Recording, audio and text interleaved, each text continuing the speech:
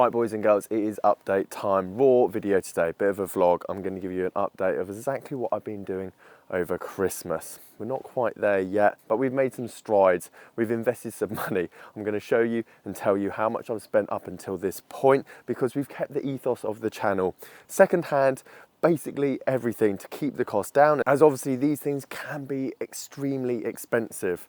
The one thing I want to stress is this place will look amazing once I've finished with it, but just like my golf bag over the last 3-4 years, I play with amazing equipment but don't spend that much money on it, mainly because I buy it secondhand. And just if you're wondering, this is my morning view when I get to work now. Beautiful. Right. Here is the outside. I'm actually really lucky that this false wall here, this partition, wasn't actually there on all the other units, for example. But because this was an office before, they obviously put this in and had 2 floors, X, Y, and Z. So I definitely asked to keep this bit. We've had to take the mezzanine out, however. The struggle I've had is finding a place with a tall enough roof to swing in so you don't feel claustrophobic when you're hitting indoors. Not a massive space, but it is enough to start what I want to do, especially when it comes to second-hand club fitting. Let's go indoors. Let me show you what I've been up to. Now, before I show you where we are at the moment, I want to show you exactly what it looked like when I first got it. Shout out to Mark and my dad. First of all, my dad for helping me pick up this simulator. That was the first second-hand purchase. And you might be wondering, who used that before you, Simon? None other than Mark Wahlberg, the boys told me. Even when I turned up, it had his name still on the box on the outside. So we dismantled it, took out the box, put it in Dad's car, and then drove it here. Shout out to my mate Mark, who helped me build the simulator, as it was basically just steel structure. Naively, I thought I could do it on my own. That just wasn't the case. And I was a bit eager. The place needed painting, it needed filling, it needed sanding, but I wanted to get a general idea of what it looked like in the space. How tall, how wide, how much space will I be left with? And I'm actually really happy with it in general, because I've actually got quite a bit of height above the simulator structure as well, which I didn't think I was going to have. So there will be plans in the future to build a structure over the top of it for storage or podcast or office type space up there. Also, I think it'll box in the simulator quite nicely as well. Now, you might notice an echo, and obviously that's something I'm going to be working on going forward. So we're going to have to look to reduce that with curtains and soundproof blocks and all the other stuff. We're still at a raw stage, but that's why I wanted to update you.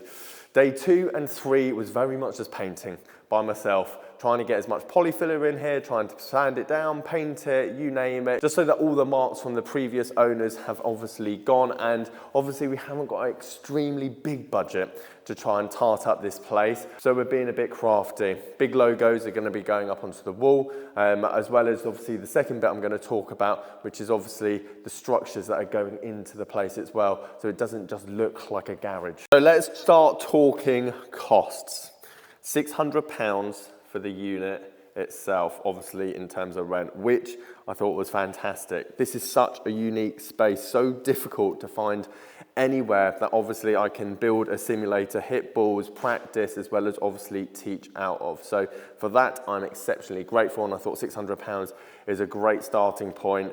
Potentially in the future, how many years that's going to be, we can obviously upgrade and maybe get something a bit bigger, but for the moment, this is perfect. I'm extremely excited about all of this over here, because this is you on your journey of buying second-hand clubs, because I know nothing when it comes to second-hand computers, projectors, you name it. I can't remember if I mentioned how much I got that from Foresight. £1,500 plus VAT, I got that second-hand, which was ideal. I mean, this is the main structure. This has to be solid. This has to be good. And obviously it's second hand by none other than Mark Wahlberg. And to be honest, I think he practiced left and right handed. But as you can see, it's well built, it's heavy duty, and obviously something that fit in the space very well. So I have to thank Foresight not only for this, but they've also agreed to extend my loan of that for 6 more months. So we're currently £1,800 down, plus a deposit and the rent of this place itself. So that is £3,000 we have spent so far. I know, and this is still being cheap. Moving on, we have lights. This went in yesterday. I actually filmed some of this video yesterday, but the lighting and the echoing just didn't sound that good, so obviously I've mic'd up for this one. We now have lights, which I can't tell you how well Tino and obviously Luke have done, because it just transforms the room. This whole space is so big, to obviously get it well lit was massive. And again, considering they haven't got anywhere to hide the lighting as well in terms of their cables, and obviously the mains down the bottom here, I think they've done a great job. Right, let's talk a bit about, actually before we talk about this, because I'm still very impressed of what I paid for both of these combined. Let's talk Sam. Sam's gonna come tomorrow, which again, I'm very fortunate to have, and we're gonna build shelving, racking, and everything else down the right and left-hand side here. So all the old demo irons, your TaylorMade, your Pings, your Titleist, your Callaways, and then obviously driver shafts are gonna be hanging on the wall down here with obviously driver heads. So we're gonna have Ping, TaylorMade, Titleist 917s, you name it. And essentially they're gonna sit down the sides there, probably in terms of where the light is, I'd say, something like that on the walls, with a bit of underlighting, probably some LED strips, something like that. Again, it's just gonna frame the room a bit better and easy for the club fitting point of view, where you're just gonna pull off an iron and the head, hit the golf ball, and off we go. So massive thank you to Sam, who's gonna come and do that tomorrow. We're using very cheap offcuts of wood, sand them down, paint them up, and a counter is also going here with, again, nice little bit of storage behind it. That's all the rubbish of the last few days. And then obviously a plug at the back there to plug in another laptop. As you can see, the false wall at the back here, even though I think sometimes I'm just gonna have to, mind you, I will have curtains in here, so maybe I'll just be closing the curtains. It's nice to have a tiny bit of daylight, obviously coming in from outside. And then the last bit, which is happening Tuesday, is the flooring.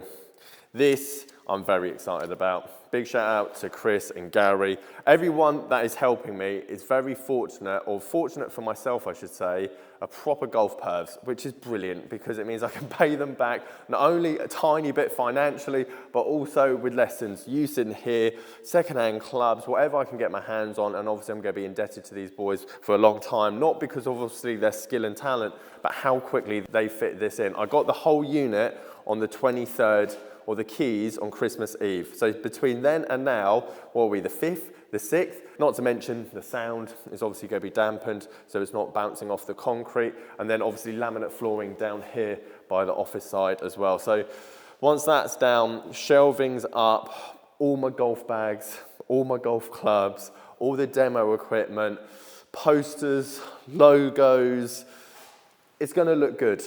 Again, budget's been the key. The boys for the materials in terms of the flooring said somewhere between £600 to £800. Again, that's not including their time. And I'm very fortunate that I have you guys watching and the channel, as everyone that's helping at the moment, not necessarily for the channel, but just know of the project and wanted to lend a helping hand. Right, let's talk about these. Now, if anyone's ever looked in trying to get a simulator, these are the expensive bits. I had no idea how much these things cost brand new. £1,000, £1,200, £2,000, £3,000. I asked Foresight what make and model do they use, and they said this Panasonic one, VX430, which is exactly what I got. And I tried to find it online. The cheapest I could find was £700. I paid for it, I waited for it, out of stock. Couldn't get it to the end of the month, and I said, that's not good enough. I went on Facebook Marketplace, cash converters. Look at this, boys. £280 they sold it to me for. Not only that, I asked if they'd do £250, and they said yes, they would do £250. That means I saved £500 on that projector alone. The one thing that can go wrong is obviously the bulb, which can be replaced, about £150, £180, but hopefully we get 3 months out of it. Moving on, the computer. And to be honest, I imagine a lot of you guys are quite similar when it comes to secondhand equipment. But if we have a look, this is the expensive boy here. You can get lower graded graphics cards, but obviously I want the graphics card to be powerful, as well as obviously have a decent processing chip, because we are running this off a laptop. Again, computers, monitors, it can cost a fortune. 2, 3, 4 grand comfortably. Whereas I found this on Facebook Marketplace, and I'll show you the messages here. It was originally listed for £600. I got it for £350, which I thought was a bargain, because that right there itself, just the graphics card, £200, £300 by itself. It's a couple of years old. It runs really quickly, which I'm very excited about. And obviously when we get a bit further down the future, this will all be upgraded. We'll have a TV screen on the side here. We'll have a computer underneath, projector mounted. To be honest, the projector mount is probably going to be update to the room itself, because it's all right here. It works, don't get me wrong. And to be fair, even if I'm standing on the mat, I mean, just about. Maybe if I'm swinging with my feet here, you're not going to notice. If I edge a tiny bit forward, you're going to see me on the left-hand side. So it's not perfect. It definitely could look better mounted at the top there. But again, the mezzanine is something that's going to be going in the future anyway. First shot on the channel, not lined up, not squared. Lighting hasn't quite been sorted to the perfection that I need this place to be. Racking, desk, flooring, but this is the start. I'm very excited. That's how much I've spent. 5 grand, let's say. Hope you enjoyed this video. Catch you guys later.